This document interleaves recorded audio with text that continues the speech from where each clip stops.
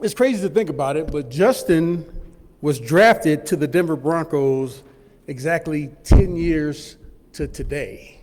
Isn't that amazing? 10 years to today. He gave us 8 incredible seasons, pulling down 30 interceptions. Great hands, Justin. I wish I had your hands, man. And also earning 4 All-Pro teams along the way.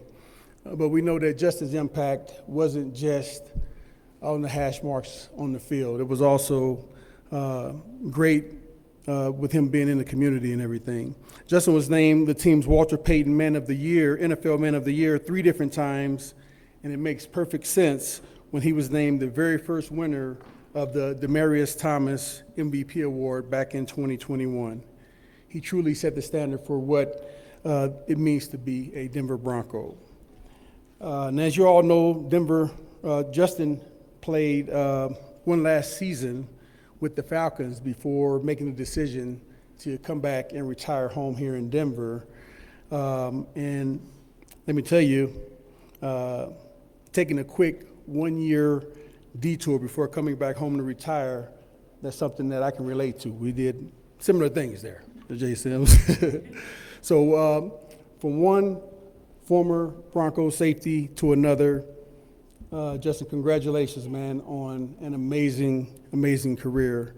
We couldn't be prouder, and we look forward to celebrating you all over again this fall in front of Broncos country at Empower Field. So, Justin, come on up here, grab this mic.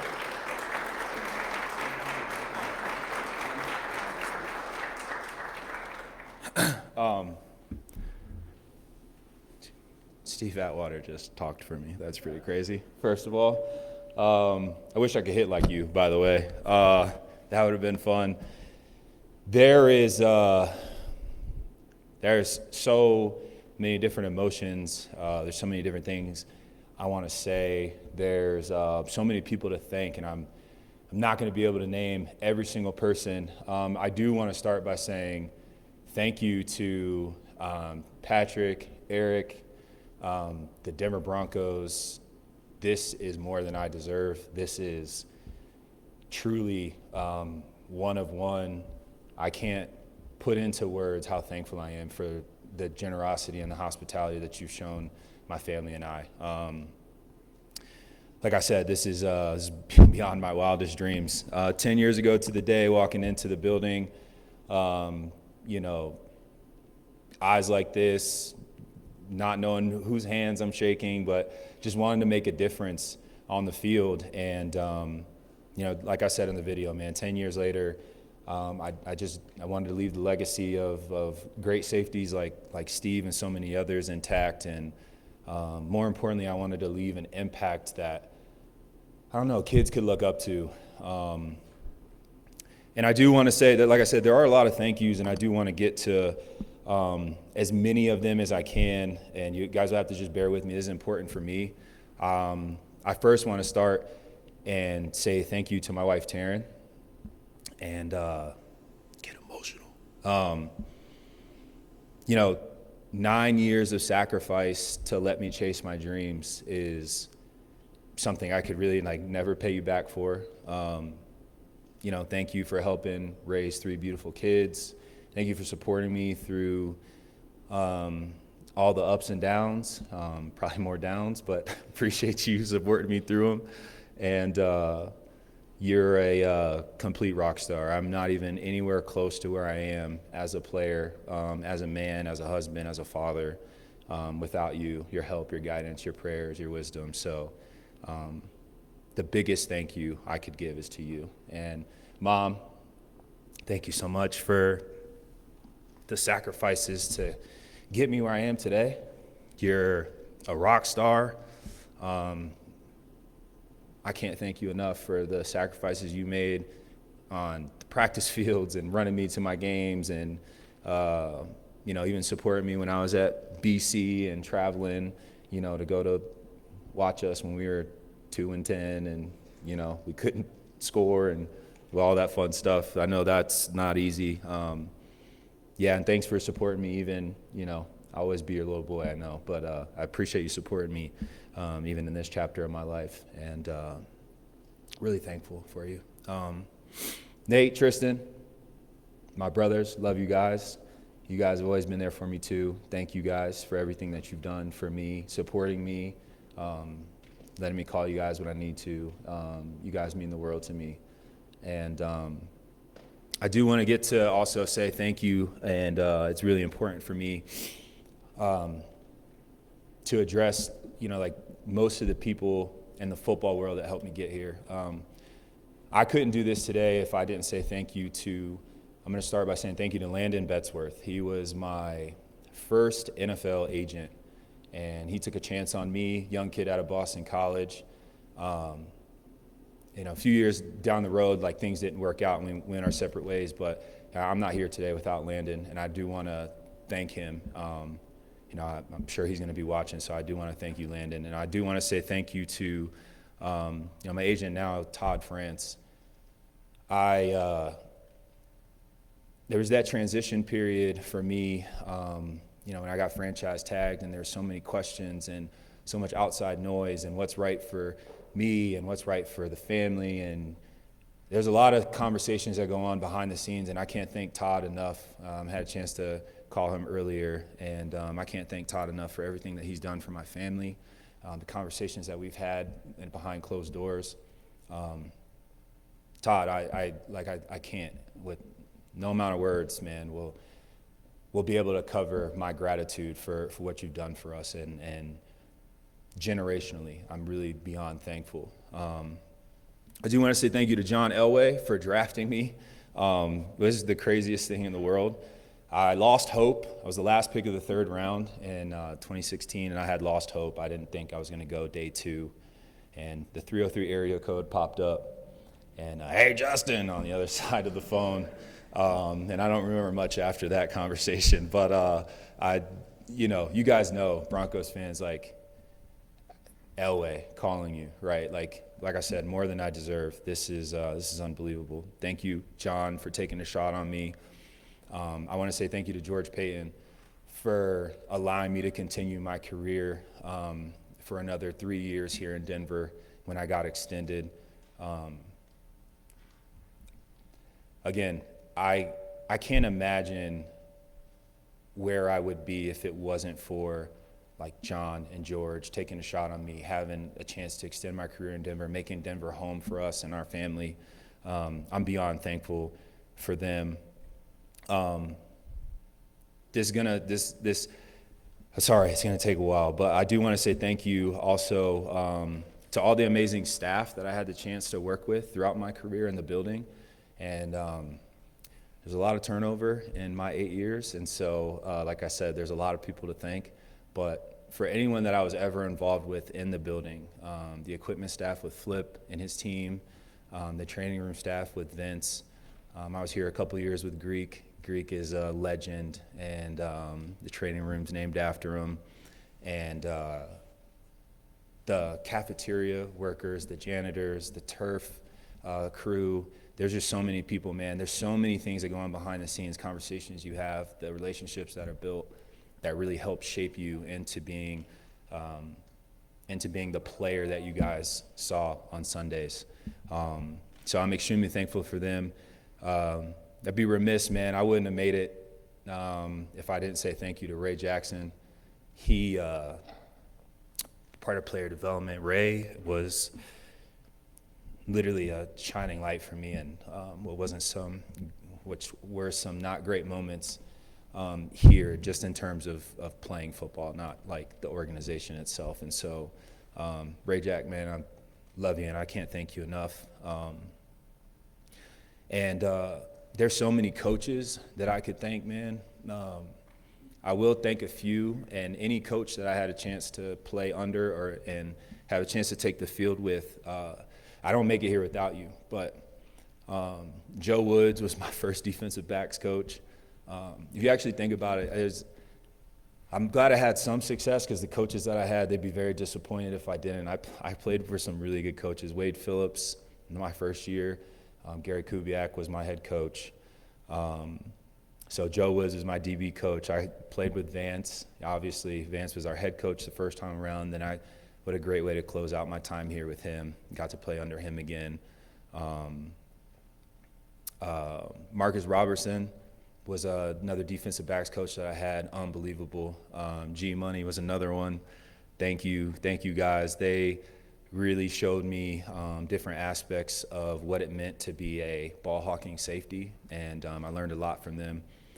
Christian Parker, DC over at Dallas now, he is, he really helped my game a lot, and it's a big shout out to CP, Ed Donatel, and Vic Fangio, where we could argue like my career shifted in the best way when they came here, and I'm beyond thankful.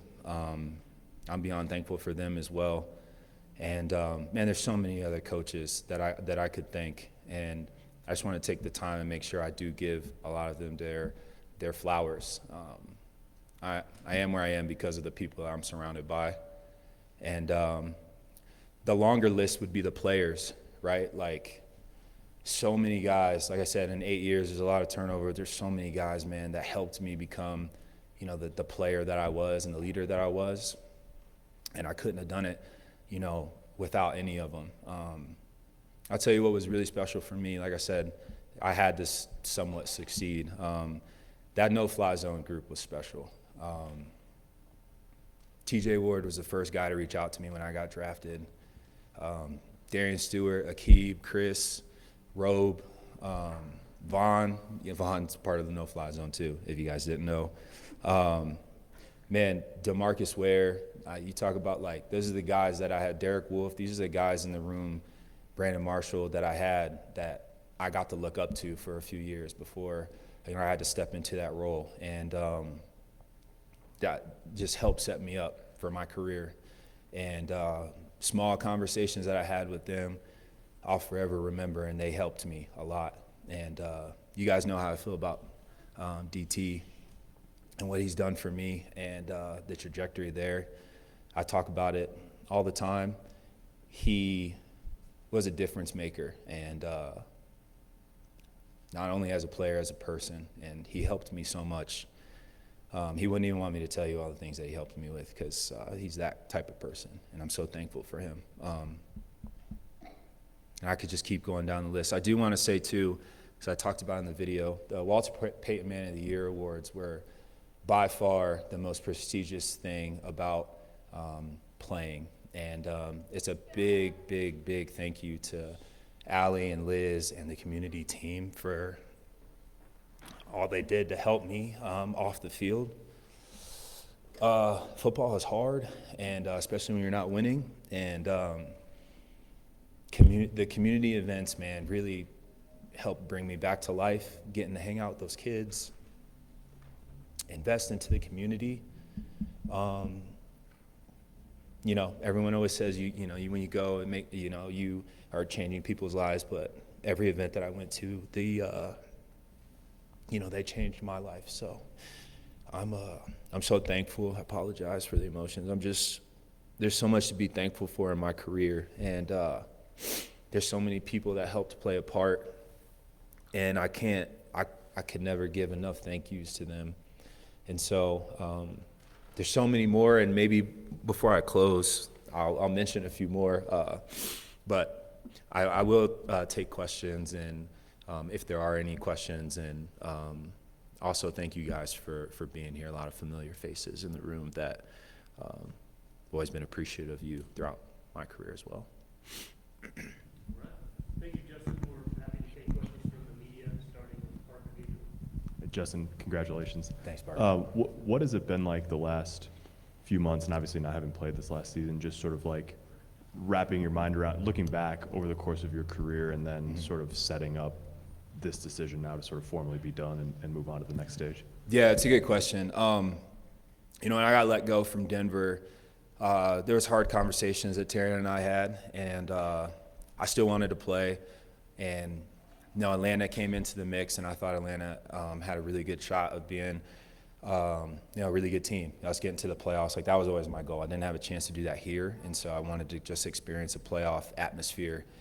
And and be totally transparent. This would be the most transparent you guys probably ever seen me. So when I first got to Atlanta. Like, I was really excited for football and all the other reasons, but I was really excited. And I tell everyone jokingly, I'm like, my family was still going to live here, right? And Taryn was going to commute with the kids, God bless her heart, for home games. But I was pumped. I'm like, oh, dude, this is college all over again, you know? I'll go study, and I'll do my things, and I'll get to play the game. I'll get to watch my own shows. I won't have the kids nagging me. But literally a week and a half into it, it was the most miserable part of being in Atlanta. It was hard, man. I felt like I was parenting on FaceTime. It was hard being away from the kids. It was hard seeing Taryn struggle with them out here. Not on her own, but, you know, without dad, it's hard. And, yeah, I missed my wife. I missed my kids. I missed what was so familiar for 8 years, you know. It's things that I took for granted that you don't know until, you know, you never know until it's gone. So the reason I'm bringing all that up, because 2025, last season, I told her I still wanted to play, but I'm going to be very specific with the team that I go play for. I'm not just going to hop on the next team that comes with a contract. And it just didn't work out with a few teams that we were looking at. But while I was sitting on the couch cheering for the Broncos and watching some of my guys play around the league, there was a sense of peace that I haven't really felt before. And, you know, honestly, like, every day that went by, I was still training, still hoping to play, but every day that went by, I felt like my relationship with my family was growing. And for 8 years, I didn't have that. Even living here, like, there's so much that you sacrifice being a player, and I was loving every second of it. And so that sat with me, and it settled, and it came to the surface of, like, it's just time.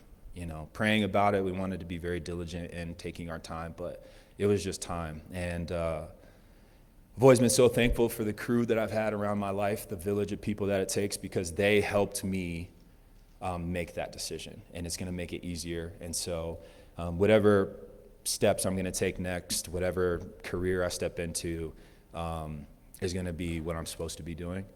And I've never looked at myself as just a football player, and really excited for the next journey. But that was pretty much like the decision behind it.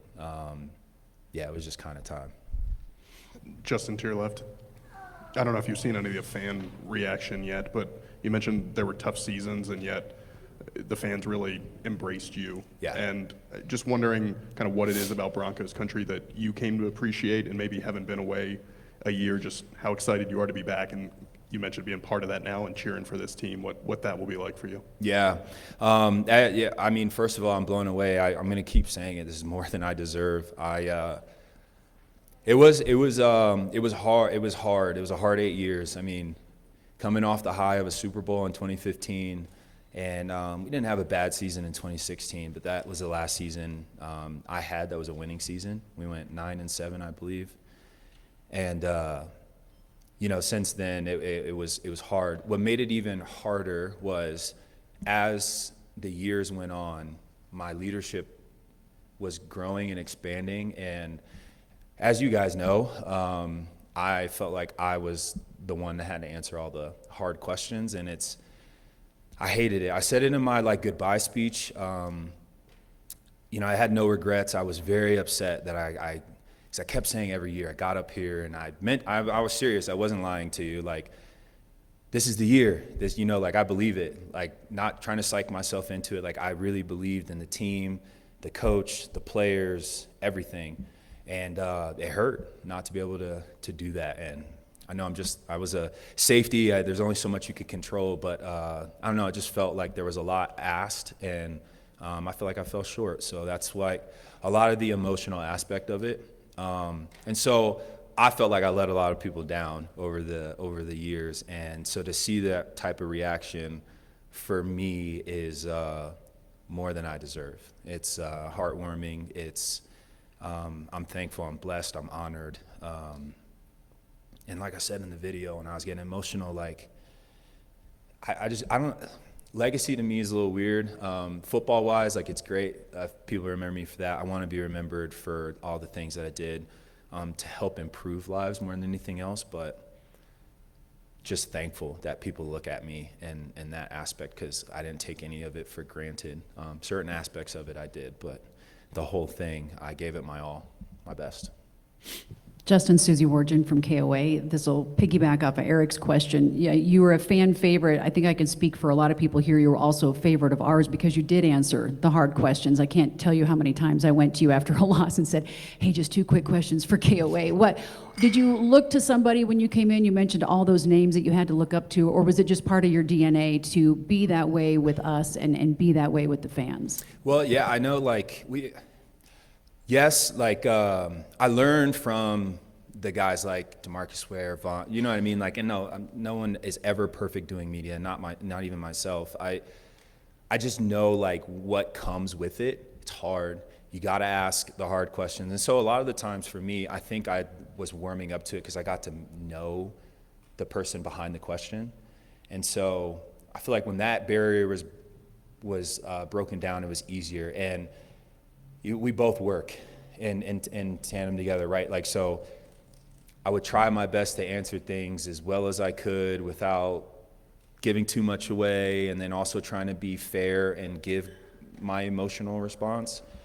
And it was hard, but I did learn from those guys. I watched some of their tough interviews that they had when they were, the stars of the team. We had a tough loss, and I just tried to pull little pieces from everyone and kind of try to find my own way about it. And so wasn't always perfect by any means, but just tried my best with it. Hi, Justin. Chris Thomas in Denver Gazette. What are some of the things you're looking into now and doing in your post-football career? Yeah, that's a great question. I'm going to spend this year really doing a lot of planning and shadowing. I'm going to do broadcast stuff. I would love to just go sit behind production and kind of see the behind the scenes, not just jump straight into doing something. Excuse me. And I think that'll be interesting and fun. It's something that, I don't know, I've always had an interest of doing. But I think the real impact I know I'm going to do, at least down the road, is some type of high school position. I'm not necessarily saying a coach, but as you guys know, throughout my career, all I care about is giving back. What a shame for me to have this platform and not be able to share it and give back in the same way that people gave to me. And so I'm going to find out some way, shape, form, or fashion of doing that. I'm not going to jump right into it because my wife wouldn't like that. I say I'm retiring, and then, I go coach football, and she's like, well, you didn't really retire. So, but that's the goal, is to, I want to be the guy in the community that's a consistent, reliable figure for kids to look up to, and that'll be really fun for me. Justin, to your right, Jeff Legwell, ESPN. Yeah. How's it going? What's up, Jeff? I'm doing all right. I'm curious, when you walked in here in 2016, what you thought a successful career would be at that moment. Yeah. And then how did it turn out, and did your definition of success change during that time? Yeah, man, that's a really good question. Yeah, and man, in 2016, I came in here, and I already knew the legacy that was left with the safety position. I loved all things safeties, and so I came in here with just high expectations for myself. I'm gonna leave here a Hall of Famer. I'm gonna leave here with my goal was to break Steve Foley's interception record. That didn't happen, and he gives me crap for it. He has grandkids that go to the same school that my kids go to, and I see him, and we tease each other. He's awesome. And so I had those types of goals though. Yeah, I had every year I would write down specific goals, but my overall goals was to leave here and continue that legacy and to be a Hall of Fame player. I obviously fell short of that, I think, but I am, not I know I fell short of it. I'm just saying, I think what I'm the most proud of, though, is the adversity that popped up in those 8 seasons. And I felt like a lot of the times, and again, I don't really know how to say it because it's not a shot at anybody, but we just weren't good. we didn't find ways to finish out football games, and there was times where like defense was playing well and offense wasn't. Offense played well and showed up, and the defense didn't. We just never could really figure it out most times, and I wasn't always playing my best. But it's hard to get recognized as a player when your team is not doing well. It's a very difficult thing, and so I am proud of the way that like I was able to fight through some adversity in that aspect. Yeah, it's hard when you have a lot going on. So, but I am. It helped me though, right? Like it's part of my journey and my career. So I'm thankful for it. I'm thankful for the lessons that it taught me. But yeah, those were kind of like my goals and thoughts of it. I hope I answered that for you. Hey, Justin, Brandon Christoph from Gorilla Sports. You talked about sitting on the couch and staying ready, but how have you really spent your time when you're so regimented as a football player? How have you been spending your time? I know Chris asked kind of a big picture, but how are you filling your days? Because it's a big change, whether you're ready for it or not, but then as you've made peace with it. Yeah. So I'm retiring from football, but I'm going on tour actually on the golf. I've been working a lot on my golf game. I think a 13 handicap is pretty solid to get on tour, so I think that covers that. No, that's a great question. So a lot of what we've done when I played with our foundation, we're going to take a little bit more ownership of that. It's hard to do when you're playing, to really have the vision and execute it the way that you want to, and not like big changes are happening, but I've always liked being personable, so like actually going to shake hands, meeting people, have the lunches. So a lot of that is going to take up a lot of our time. Like I said, for this next year, I'm trying to make up for what I feel like is lost time with the family. So we're going to do like little fun trips, things that we weren't able to do during the season, right? We're a big Disney family, if you guys didn't know or follow my Instagram. Like little things like that. And eventually I do want to step in. So like I might shadow this year and see Dave Logan is a great dude, and he's doing it at a really high level, coaching, and he's someone I look up to. And so grab coffee with him and just pick his brain about being a coach. What are the challenges? What are the things you enjoy about it? What are the hard things that are difficult to handle, like parents? There's a bunch of things that go behind that, but I think to really answer your question, I'm going to slowly integrate myself into something, but I'm not looking to jump into anything. And that'll be fun. Yeah, Justin, Mike Liss, 9 News. Congrats on your career. Thank you. One of the plays that sticks out was on special teams, your rookie year, when you had the standing jump over the line and blocked the extra point against Sean Payton. And then you finished here with Sean Payton. Did you bring that up to him a time or two? Did you guys talk about that, number one? And then 2, did you talked about how much losing hurt and not making the playoffs. Is there some solace as you watched the Broncos last year that you're kind of part of the turnaround in 2023? Yeah, those are great questions. Sean actually, when he signed, I was in the building. I don't know what I was doing, but I was in the building. I walked over to go meet Coach and shook his hand. Said, "Hey, Coach, Justin Simmons." He goes, "I know who you are," and he immediately brought up that play. And then, he brought up that play, then he brought up like the 6 plays where he got me on, whatever call he had. And I'm like, okay, this is what we're doing for the next however much time we are together. So yeah, he brought it up. And the second part of your question, I loved every second of last season. And I feel like there's so many questions between me and Coach and, how I feel about the team. I know there was that. I might as well address it. We're being candid here. I don't think he's here, but there's the one guy that posted that clip of like me in the huddle with the Falcons, before the game, and him.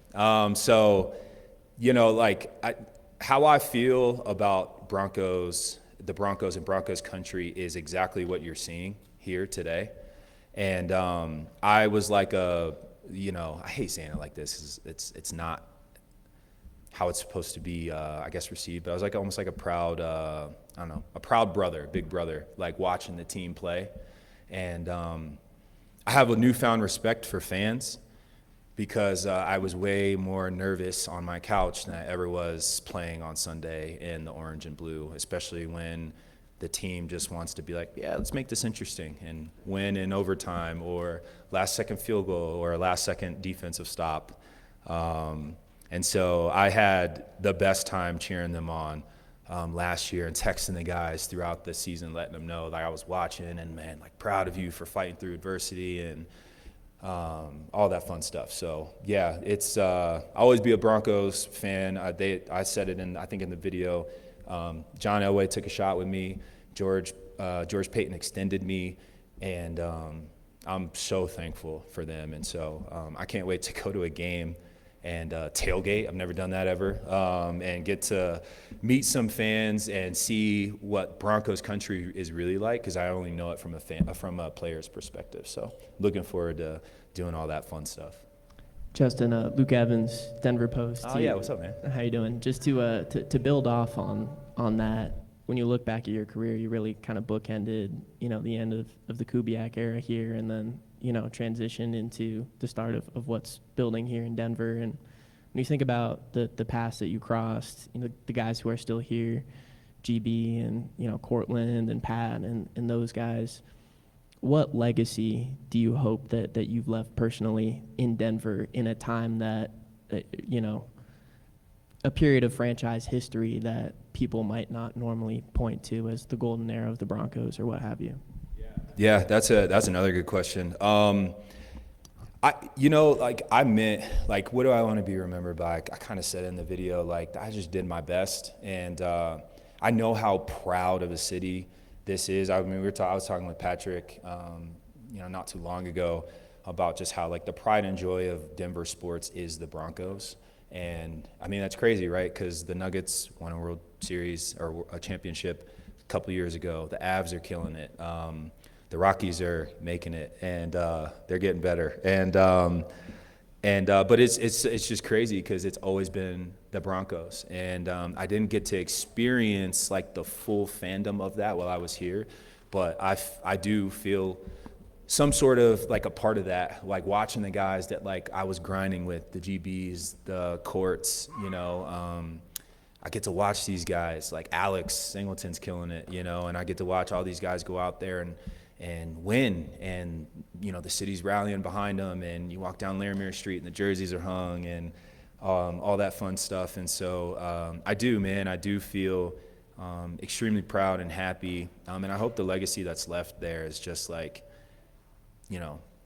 from a fan's perspective, I did my best with what we were going through, and it was a lot. There was a lot of head coach turnover. It was weird too because there's ownership, thing that was happening, and you got to focus on football and winning games, and so it's hard. It's hard, and I hope the legacy that was left was, a guy that actually I really did care. I passionately cared. I wanted to do well. I really wanted to win. Didn't work out, and I'm so glad that they're winning now, and it's awesome. Yeah. Hey, Justin, Nick Cosmetter, The Athletic. You didn't break Steve Foley's record, but you did have 30 interceptions in your 8 years here. That was the most by any safety during your time in the league. And I'm just curious, as you've started to reflect on these days, do you have a favorite of those 30, or is it a short list? Or?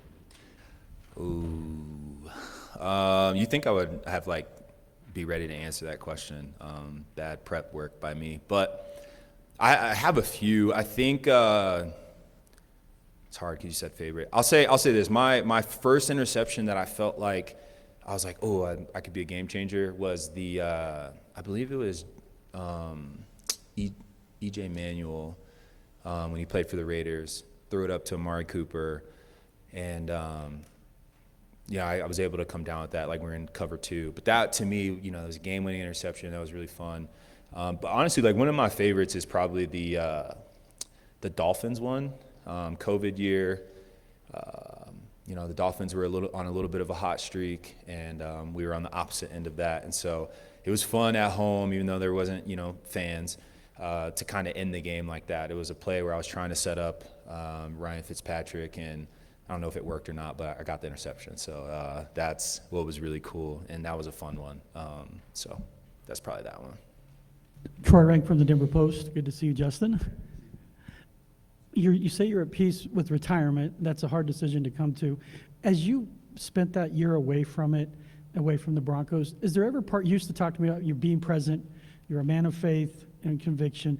Do you ever look back on it now and think maybe you were meant to be the light in a time of darkness, that was what was meant to happen? Because you deserved as a player much better. But do you think maybe as you get away from it, like maybe you were meant to be something to tether the past to this present?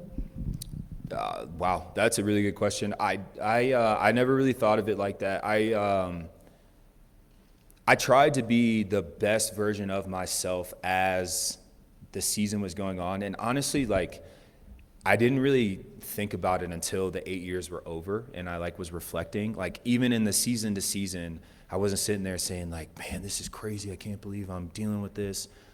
It's literally like almost insanity. You kind of just keep doing the same thing over and over and over and over, and expecting different results, and they weren't really happening. But I was excited to give the team and my teammates and my coaches the best version of myself that I could.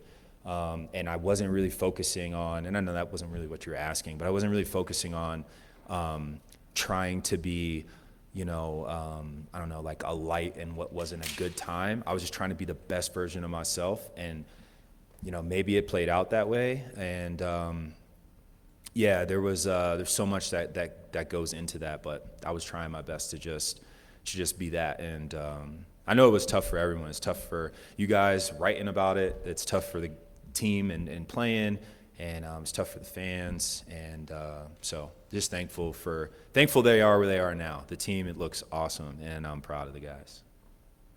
Thank you, Justin. Yeah. Thank you, guys.